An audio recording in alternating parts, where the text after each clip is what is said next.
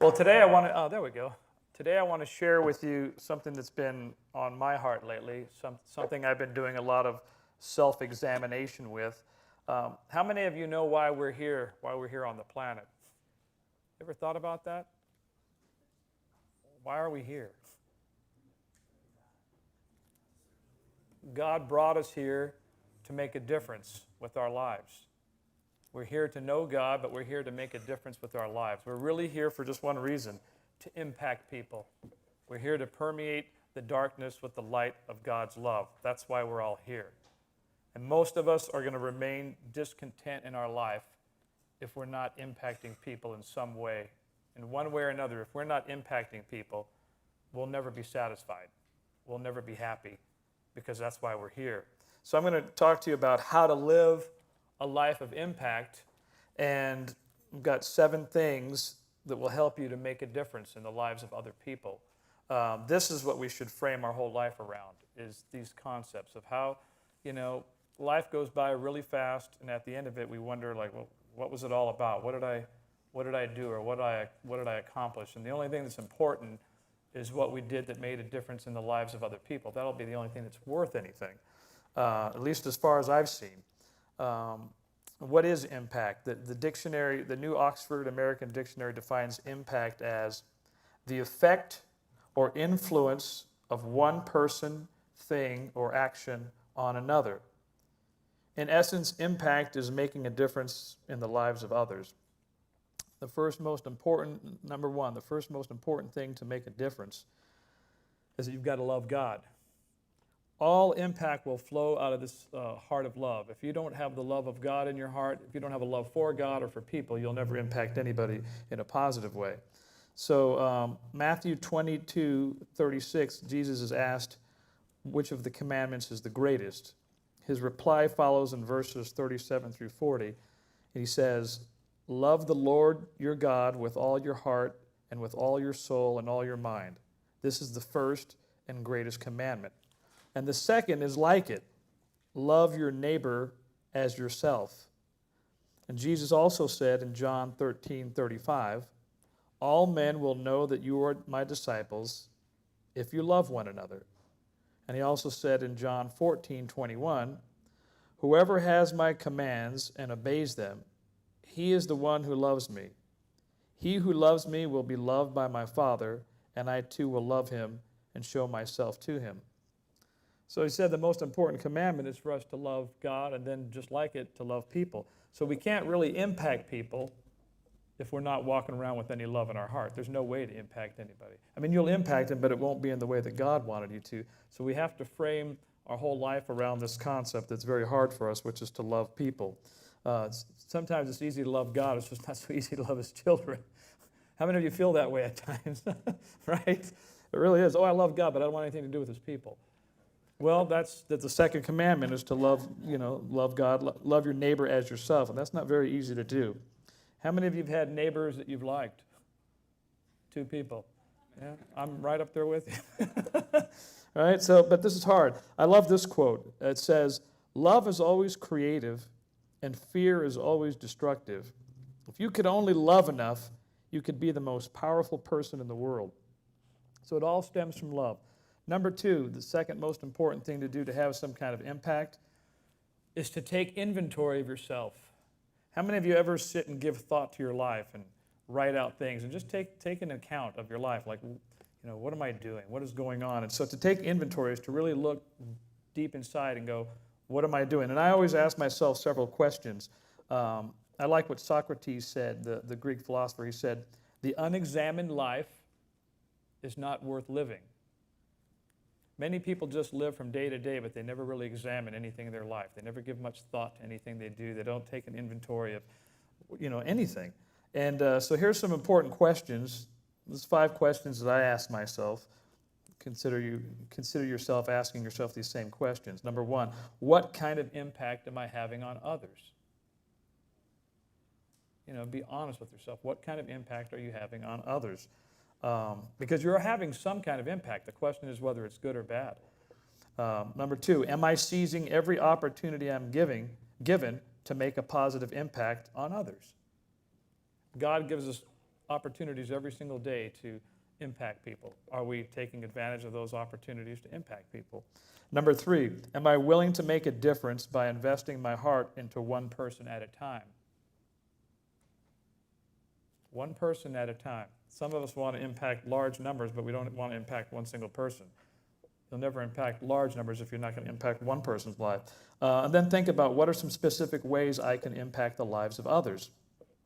Another important question is to ask, what worthwhile causes resonate in my heart and stir my passions? Each of us are called to different things. Each of us have a passion for different things. So ask yourself, what causes, what passions stir in my heart when you hear about a particular work that somebody's doing? Which one lights up in your heart, because that's the one you're to get behind. And you don't have to be a missionary to impact the world.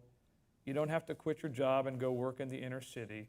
You don't have to be a rebel in a foreign country. All you have to do is just let God use you right where you're at. A lot of people think they got to do something, go off to Africa to make a difference, when there's people all around the San Fernando Valley that could use your help. And I think that we feel better about ourselves if we go to some foreign land. Not that there's anything wrong with it, but we get this thing in our mind, at least Americans do. If we go somewhere else, then we're doing something really noble. But who gives a crud about the people right next to us? They're not important. They live right here, so that's not going to make me look as good. But if I go off to wherever, then I'm going to look like I've done something more incredible. People are all around us. People could use what you have. All you have to do to make a difference is allow God to use your gifts and talents, your experiences, your background, your race, and your history. We all come from a specific race, a type of people. We all have a particular background. We all live in a certain area, and we all have particular gifts and talents. All God wants to do is use the particular, your life. He's not going to use anybody else's life. We all have experiences that other people can benefit from, good and bad. That's how you allow God to use you, is by just taking you for exactly what you have and where you've come from and who you are, and use you the way you are. He can't use you as anybody else because you're yourself. Number 3, the third thing you can do to impact people is to just serve people and to think small. The cultural consciousness of today encourages us to think big. And in most cases, I'm all for it. But sometimes we miss out on huge opportunities by not thinking small. We always think everything has to be big, huge, and grandiose. And really, let's think of it this way. Life is really mostly momentary encounters with other people that happen from day to day. How many times is there something big, huge, and incredible that happens in our life that it's only a few little events throughout our life that are that big? Everything else is just daily living. Just these small daily encounters with people that change our life, either for the good or the bad. So life is really comprised of a finite amount of moments of just these little encounters with people that shape our life. Our life's been shaped by all the encounters we've had with people. It's made us who we are, from our parents to the people who reared us, or the people we grew up with, or experiences that we had. That's what life is, these small. So remember, it's really the small things in life that make the big difference, and it's the small things that we overlook because we see them as not important. In my own life, many of you know me, many of you don't know me, but I'm a musician, and I travel around the world, and I try to think about different ways I could use my influence to impact people. There are drummers around the world who know who I am because I've been doing this for 30 years in the public eye. And so I think about, okay, when I go to the airport, sometimes there'll be young musicians that will recognize me, and I always try to think, okay, I got 30 seconds with this person, or I've got a minute with this person. What could I do to have their encounter with me be a memorable one?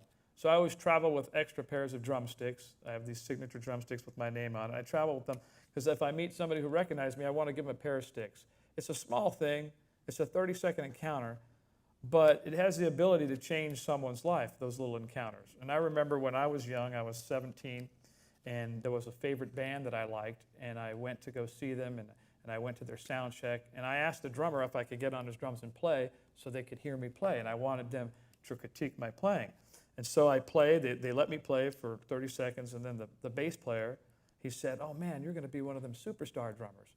It was just like one sentence that he spoke to me, but I never forgot it. It was a little encounter But he has no idea that that little encounter changed my life. So it's these very small little moments in life that really change and shape our life.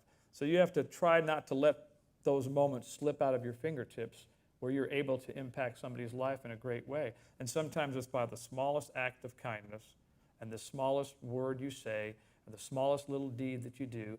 And that's where I say, think small, because everyone's always thinking big, big ministries, big platform, big whatever, big movie stars, big everything, instead of, hey, are you faithful to the little tiny things that God has put in your path every single day? So serve people. Okay, I like what Oswald Chambers said. He said, it is inbred in us that we have to do exceptional things for God, but we have not. We have to be exceptional in the ordinary things. And William Ward said, there are 3 keys to more abundant living: caring about others, daring for others, and sharing with others. And St. Francis of Assisi said, I love this quote, start by doing what's necessary, then what's possible, and suddenly you're doing the impossible. It's just taking that little thing, just do what's necessary. Some of the greatest ministries in the world and the greatest impactful people in the world, people who just did what they saw was obvious and necessary, and it built on that. Number 4, find your love language. All of us are wired with different gifts and a different expression of love. Romans 12, 6 through 8, this is the New King James Version. It says this, having then gifts differing according to the grace that is given to us, let us use them. If prophecy, let us prophesy in proportion to our faith. Or ministry, let us use it in our ministering. He who teaches, in teaching. He who exhorts, in exhortation. He who gives, with liberality. He who leads, with diligence. He who shows mercy, with cheerfulness.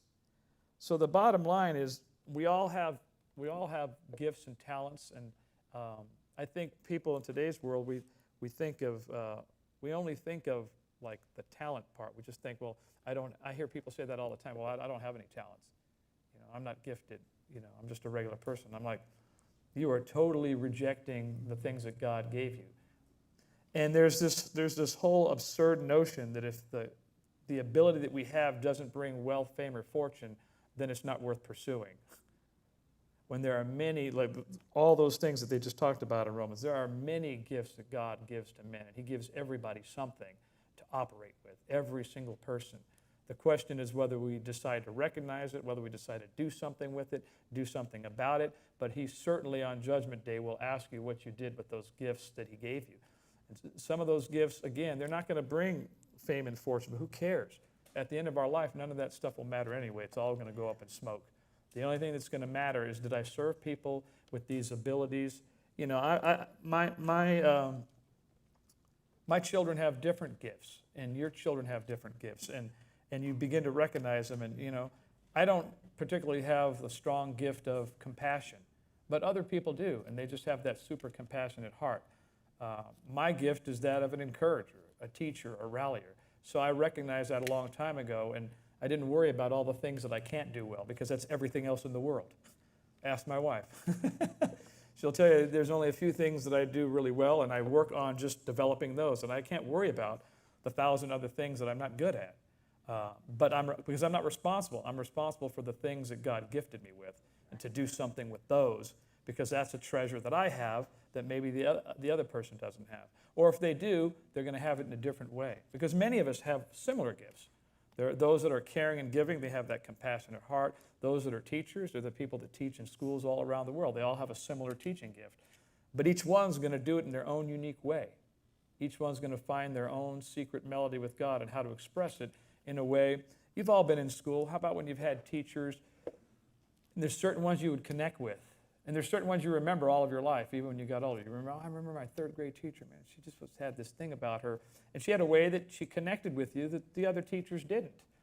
And for other people, it was other teachers that connected with them. So even though many of us might have the same gifts, it's not a competition.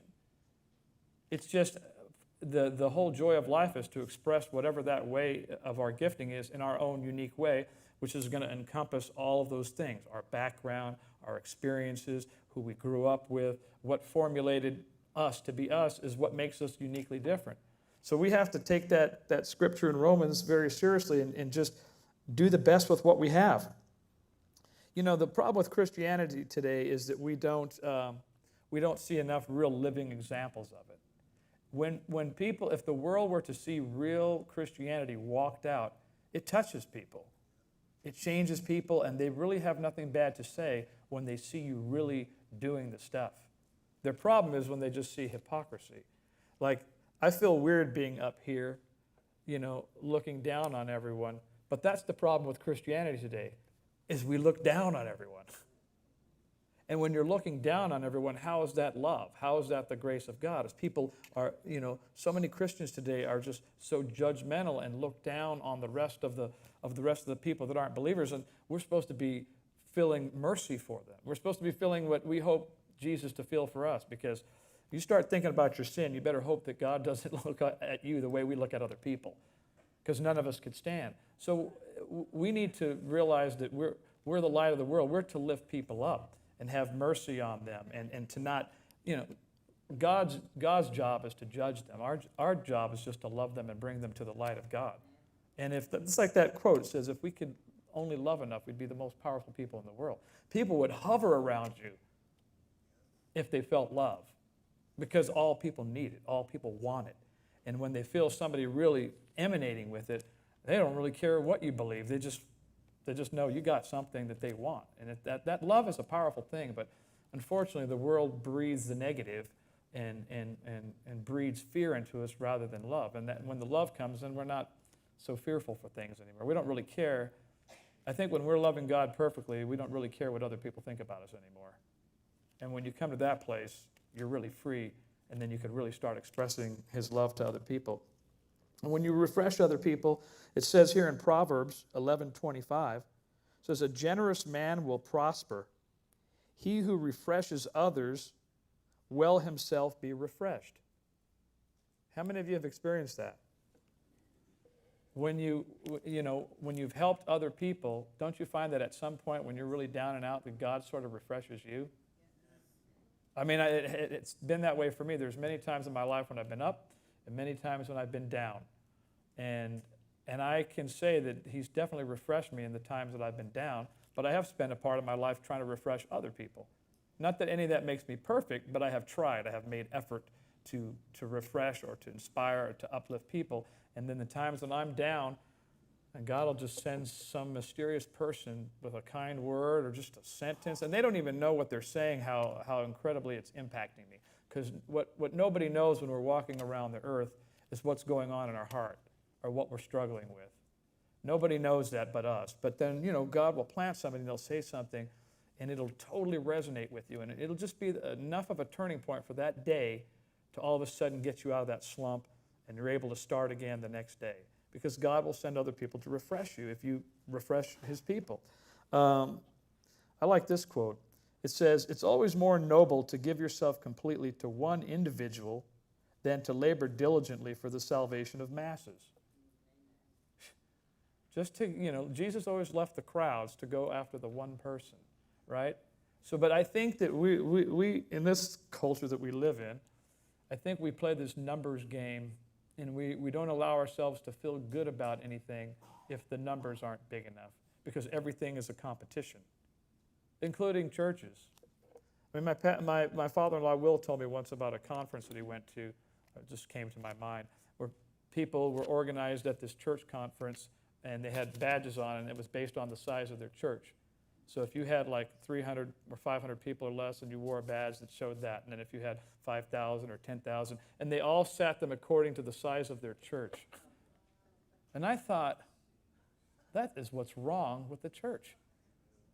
Instead of like the person with only 300 people sitting with the person who's got 1,000 people just to mingle, it's like we put people in little categories like, oh, well. And then, of course, we're all judgmental, so when we walk by and we see a yellow badge and it's only 500 people, then we don't bother to give them any attention. Oh, I'm not going to get anything out of that person. Let me go to the people who have the big church. I want to be around them. But unfortunately, it doesn't work that way with God. God will judge us based on the one individual He sent to you to make a difference in. It won't be, nobody's going to be wearing badges about the size of your church because God doesn't care. Because if you weren't faithful to the call of what he gave you, the 10 people that he gave you personally to mentor, but you couldn't be bothered because you're in the green room and you can't come out and talk to the people after the service because you're busy being a Christian rock star, then to me, how's that representing Christ? How's that representing God? I mean, God, so it's more noble to find one person who you've really put your life into and poured into and make a difference, because the numbers game doesn't mean anything to God. Because he knows our heart. He knows if all you were trying to do was build a big congregation to look big. But if you didn't really care about people individually, then how good are we? So we have to think about individuals. I like what Jackie Robinson said. He said, a life is not important except in the impact it has on other lives. He recognized that. A life is not important. It doesn't matter if you're the world's greatest baseball player, the world's greatest football player, or actor, or whatever. If you're not impacting other people's lives positively, then it's a waste. It's a waste of that life. And I like what John Wesley, the British theologian and author, said.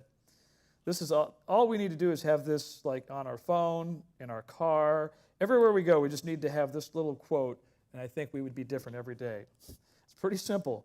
It says, do all the good you can, by all the means you can, in all the ways you can, in all the places you can, at all the times you can, to all the people you can, as long as you ever can. I mean, God, that's it. If we just lived by that simple motto, we would be impacting people everywhere, every single day. It's as simple as, like, when you go to the grocery store. We were at a car rental place the other day, my father-in-law and I, and it was a small little place. But the guy really went out of his way to try to make sure everything was right. He was real accommodating. And when we were done with the deal, I said, man, you're really great. I said, you are awesome at what you do. I said, you're like a tremendous blessing. I mean, this guy like really lit up, because we all need to hear that in our life. For whatever we do, we all need to get that pat on the back. And it's as simple as just, when you're at McDonald's, just thanking somebody or just making them feel special or making them feel like what they did mattered, because everything matters. We need everybody in the world, whatever job they're doing, serve some function that helps us in some way. But it's just those little things. I mean, it's not some big major thing. It's a 30-second thing, but I saw that he really got excited. Now, that's my gift, the gift of encouragement, but everybody can encourage. We have many abilities that we don't even tap into, and that's kind of sad. Even Bono, the rock star, the lead singer from U2, who I met once back in the 80s, he was a nice guy. He's a Christian. He says, when you align yourself with God's purpose as described in the Scriptures, something special happens to your life. He's a mega huge rock star, mega millionaire, but he spends a lot of his life behind worthy causes, trying to use his platform to make a difference. A lot of people, the higher up you go, more people will mock you, and more people will say, but he spends an enormous amount of time that he could be just sipping on a pina colada in the south of France. He spends an enormous amount of time going to conferences to try to help impact the world in some kind of positive way. And how can you knock that? Because most people aren't even using the small platform they have to do anything. So we can all make that difference. Number 5, encourage people. One of the most powerful things we have is our words.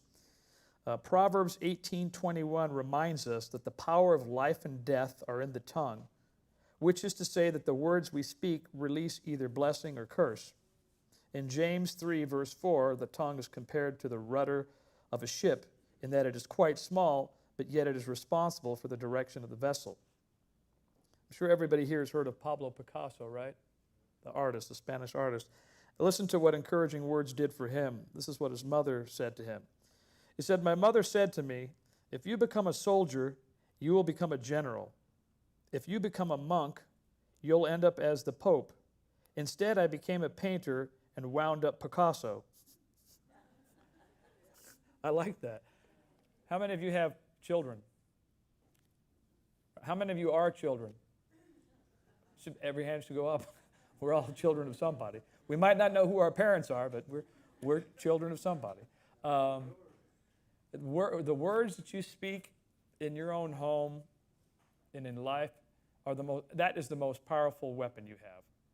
Literally, the words that you speak change and form lives. And that's why there's so many testimonies about people who said, and I know if you're like me and you give your kids encouraging words, after a while they get annoyed with you.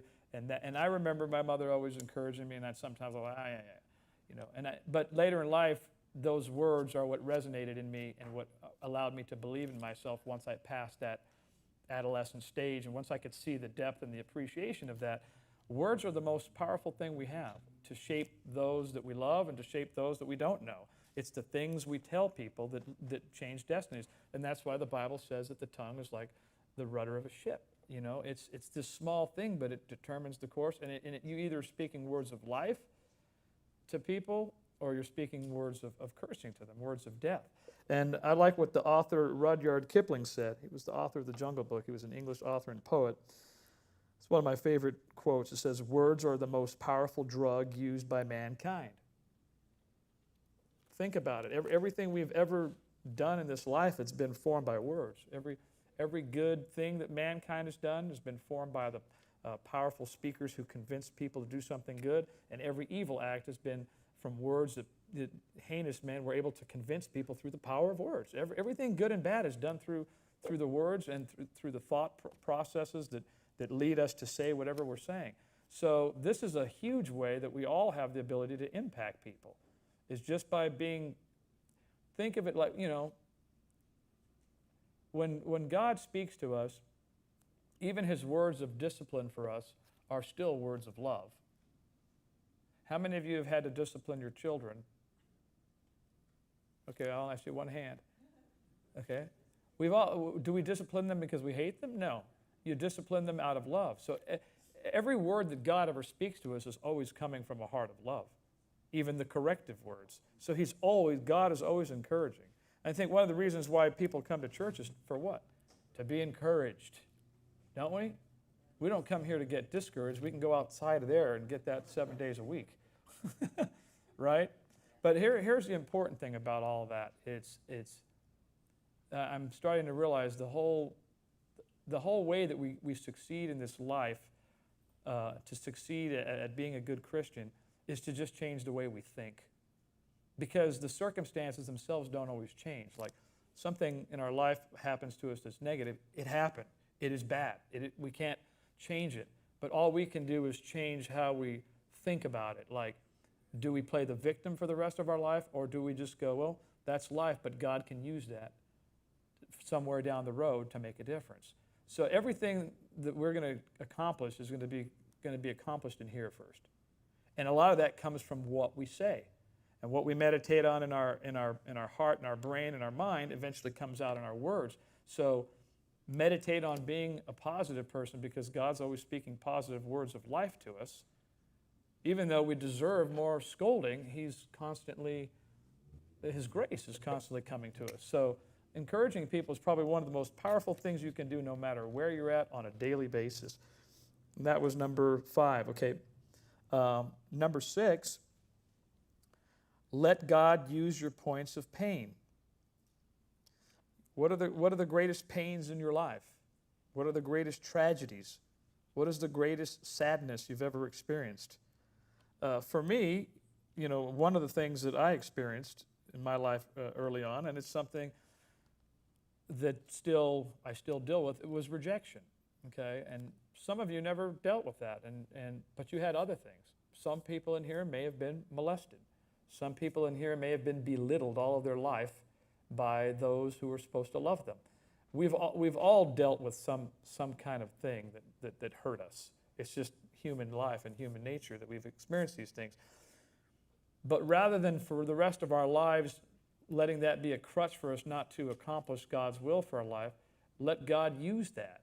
And it says here in Genesis 50:20, it says, "You intended to harm me, but God intended it for good to accomplish what is now being done, the saving of many lives." We know of all those scriptures, what the devil meant for bad, God turned into good. So we all have these incredible points of pain in our life. If you live long enough, we've gone through stuff. Even young kids, at school, things that people putting you down, people not accepting you. These are all things, but if we let God use that and turn it around, then those become our strengths. There's an organization, a Christian organization, it's called Compassion International, and they are a child relief agency that they serve over, I think, 100 nations, and they basically feed and clothe the poor people in all these third world nations and teach them the gospel. And they do incredible, incredible work, and there's many organizations like that around the world that are doing this type of work. But they've been around for a long time. I know the president and the CEO of that, he's actually stepped down, but he was the CEO for many years. His name is Wes Stafford. He's written several books, and he loves children, and he's a child advocate. And he studied that in college, and he was in the military, and he's had this incredible, impactful life, raising the awareness and being a fighter for children. But only recently I come to find out and learn that he grew up as his parents were missionaries in the Ivory Coast in Africa. And as they traveled, they always had to, in those countries, a lot of the missionary kids went to these like boarding schools for 6 to 9 months out of the year while their parents traveled around in those different places. And he shared with Christianity Today magazine, he said that, when I was 10 years old, he goes, I was abused physically, mentally, and sexually by the people who were entrusted to take care of him, the caretakers of the missionaries' children. How wonderful.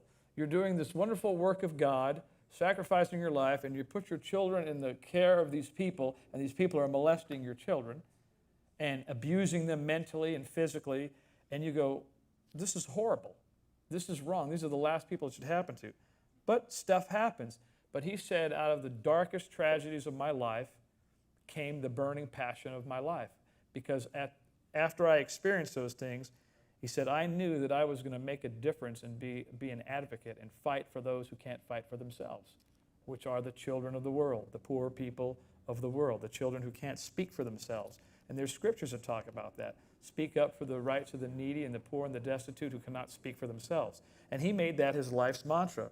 There are thousands upon thousands of people who've had experiences like that or negative experiences in other ways, or you always see these people rise up and they become an advocate for a cause, but something that they experience great pain with. People who've lost children then become advocates for that cause.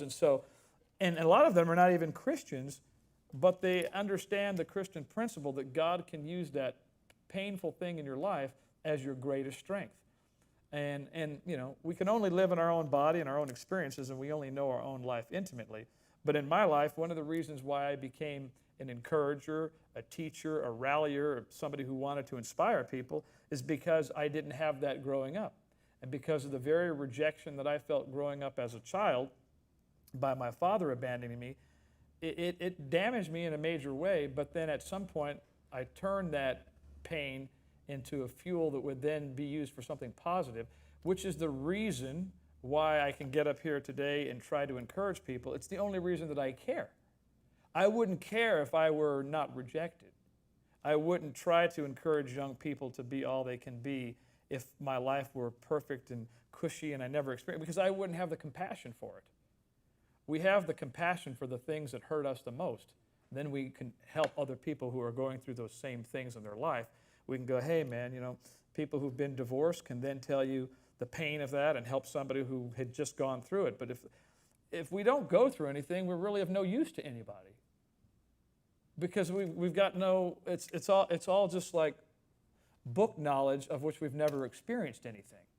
It has no real power. It only has real power when you say, hey, God says this, and in my life he's done this. This is for real. You walk it through this way, and God will help you through that, and he'll make use of those bad things that you went through to be positive in the lives of so many other people, because we're not in heaven yet. We're in this earth where there's all kinds of pain and suffering, but God gives us, so rather than to look at the world and go, oh, this is all just horrific and horrible, and this is all going to hell in a handbasket, go, you know what, I'm alive. What kind of difference can I make with my life in these dark days? Why has God chosen us to be alive in this decade, in this century, in this generation? Why are we here when all this chaos is going on? So we can make a difference. so we can be a light in a dark place. Because all this stuff is happening, all this stuff is going on, but rather than just sinking, and I see a lot of people, they kind of hide from the world, or they've got this mentality like let's hover around just only Christians, and let's bunker down, and let's stay away from the world. And no, we're supposed to be here to go out there and affect the world, because those are the Christians already know about Christ. They're already saved. It's the rest of the world that needs our help. But if we hide from everybody and we don't want to get contaminated by talking to anybody or being with the people, then we're not doing anything that Jesus said. He sent us here to be a representative of him. A Christian is a representative of Christ. So how do we represent him if we're hiding from everything, and we're hiding from the pain, and I think the most powerful Christians are the people that can tell you all the bad things that have happened in their life, but yet how God's delivered them and set them free, or not so much that he sets you free in the sense that, look, we're all going to remember everything bad that ever happened to us. But I think what he does is he allows you to, setting you free to me is he allows you to overcome it in spite of that. In spite of it, you're able to go on and be a productive citizen. In spite of all those pains, you're able to make a difference. You're never going to forget anything that ever happened to you that was bad. But if you can allow it to be used by God to make a difference on the planet, then you have overcome, and you have done what he called you to do. You've got the battle scars, you've got all of the stuff, and you've got the the green berets, all the medals, all the honor, because you've went through war. You don't get the Purple Heart for lying around on the couch, watching YouTube. You just don't get it. You get it because you've gone through stuff. And we're going to go through stuff, but I think we're missing great opportunities by not letting God use the painful things in our life to help other people. All right, lastly, step 7 is to think generationally and to think towards the future.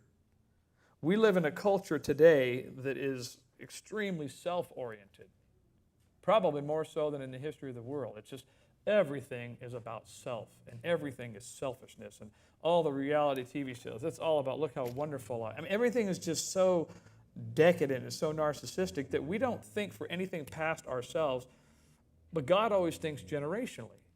Everything that he's doing, he's thinking of all the people that are coming. So if we started to think that way ourselves, if we started to think about our lives and take inventory and go, what am I doing now, and how can that affect future generations? There's times that I've spent time with young people, maybe young fathers. I've spoken at different fatherhood conferences, and I have a special love for fatherhood because I didn't grow up with one. So becoming one became very important to me and very special to me. And so I'm like a rallier to the cause of fathers, because I realize what a big difference that can make in the lives of people all around the world. If fathers just stepped up to the plate and became who they were supposed to become. So I've had conversations with spoken at these conferences where, these people are coming out of really horrible circumstances, and these young men wouldn't even have a clue of what a father looks like. There's been 2 or 3 generations where they never even saw one. So when you impact one young man's life who's a father, it has the potential to impact many, many future generations. You might be thinking, well, I've made a difference in that guy's life. But if you really made a difference in that guy's life, and he starts changing his perspective on how he treats his children and the call of his life, then now you've helped break the curse over him, over his children, and then potentially over his children's children and their children's children. You've affected many generations beyond, but we've been trained to only think of us and only think of now, instead of thinking, well, the conversation I'm having with somebody today could impact people generationally. Because if I cause that one person to move away from a life of crime, well, there's maybe 17 people that he didn't kill because he changed his life and got with God. And then the outcome of all those people's lives change. It's like this matrix. It's like this heavenly woven matrix. So every little thing we do, we ought to be thinking of it in light of future generations and in light of eternity, because it all really does matter. But if we only think of it for the moment, we'll never take a second look at these opportunities. And we'll just go, oh, well, who cares? It's just a conversation with some kid. But again, most of us, aren't we shaped by these little conversations with people? by these little momentary encounters with people. These are the things that shape the direction and change our life. So every opportunity that you have, you can be impacting the future. And that's how God always spoke to the generations, and he thought generationally, not because he sees all his children as a whole. If we can start to think like that, we'll make different choices every day, because it's really about our future legacy. So at the end of each day, you ought to be thinking about, what did I do to impact people? Did I make a difference today? I know we're bored when we're not making a difference. And it doesn't matter, we can't judge how anybody else is making a difference. Everybody's going to be called to do it in a different way. Some people, it's just going to be, they served, their family for that day, and that's how they made a difference. For some people, it's going to be what they did out in the workplace. It's going to be different for all of us, and it's going to be different every day. But the bottom line is, all we have to consume ourselves with is just, I've made a difference today. When we're not making a difference, and that's the problem with, like, you see the people in the celebrity world, and when they're only living for themselves, they go from one thing to another, because they're miserable. They're miserable because when you're not making a difference and you're not impacting people in a positive way, God doesn't ever allow you to feel good about your life. And it's an empty life. It's an empty life void of this thing. How many of you, when you've made a difference, you feel good about it? You've had a conversation with somebody and you got off the phone and you helped them through that day. It does make you feel good, because God wired that to be inside of you. We're wired to make people feel better and help them. So anyway, that's my message. The last couple quotes I want to share with you, and then we'll close it up in prayer. And I have no idea whether I'm on time or overtime or whatever, but that's all I have to say, which for me is a minor miracle. So miracles do come true. My wife and I had the pleasure of meeting Denzel Washington in New York some years back, and spent a couple days hanging out with him. And he's very much in, I don't know if you know, but he's like a poster child for the Boys Club, Boys and Girls Club of America, because when he was a little boy, he said the Boys Club made a huge difference in his life. And because they gave him time, and they said they equipped him with the confidence needed to succeed. So now he's a very advocate for that. I grew up in the Big Brothers Big Sisters program. I was in that program for 4 years. So it's funny, you become an advocate for the things that impacted you at some point in your life, and later you go, that's a good cause. So just find that thing that stirs your heart. Find that thing that makes you feel alive when you're making a difference, and you'll enjoy life a lot more. His quote said, "At the end of the day, it's not about what you have or even what you've accomplished. It's about what you've done with all those accomplishments. It's about who you've lifted up, who you've made better. It's about what you've given back." Winston Churchill, the Prime Minister of Britain, said, "We make a living by what we get, but we make a life by what we give." And then William Penn, the English minister and journalist, he said, I like this one a lot, "I expect to pass through life but once. If therefore there be any kindness I can show, or any good thing I can do to any fellow being, let me do it now and not defer or neglect it, as I shall not pass this way again." That was powerful. If there's any good thing I can do, let me do it now, because I'm not coming through this place again. Well, let's just close in prayer, and I'll close out with this last scripture. Most of us in this life are trying to hang on to our life. But Luke 9:24 says, "If you try to hang on to your life, you will lose it. But if you give up your life for my sake, you will save it." Our life is meant to be given up. And if we try to hoard it and hang on to it, we're never going to be satisfied. If we give it away, we'll find it. Heavenly Father, I thank you for this time. I thank you for downloading this message into my heart, into my spirit. I hope that it goes out there and touches people in some way. I thank you for the privilege that you give all of us of being representatives of you and being your hands and your eyes and your arms and your feet to a dying world. Lord, help us to change our mind. Help us to change the way we view things, and not to see things as they are, but to see things as they could be, and as what we could do to make a difference in all of these dark situations that are surrounding our world today. Help us to not feel downtrodden, but to feel uplifted that we're here to make a difference. Just help us to change the perspective and help us to view everything we do in light of eternity and to realize that we have the goods, we have the skills, we have the experiences, the background, the stories. We have things to impact this world with. We have a life to share with people. At whatever age we are in this room, there are ways in which we can make the difference in other people's lives.